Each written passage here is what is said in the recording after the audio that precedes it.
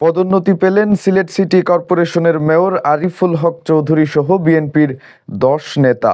দলটির সিনিয়র যুগ্ম মহাসচিব রুহুল কবির রিজভী স্বাক্ষরিত শনিবার এক বিজ্ঞপ্তিতে এই তথ্য জানানো হয়।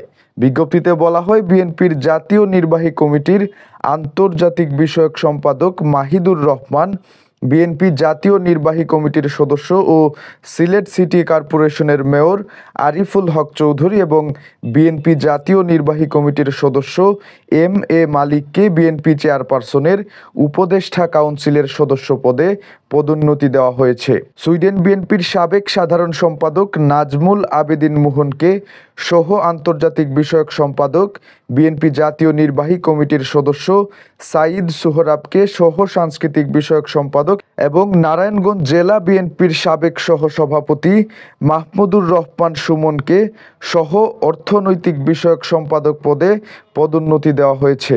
যুক্তরাজ্য বিএনপির সাধারণ সম্পাদক কয়সর এম আহমেদ এবং যুক্তরাষ্ট্র বিএনপির সাবেক সভাপতি আব্দুল লতিফ সম্রাটকে বিএনপির জাতীয় নির্বাহী কমিটির সদস্য পদে পদোন্নতি দেওয়া হয়েছে।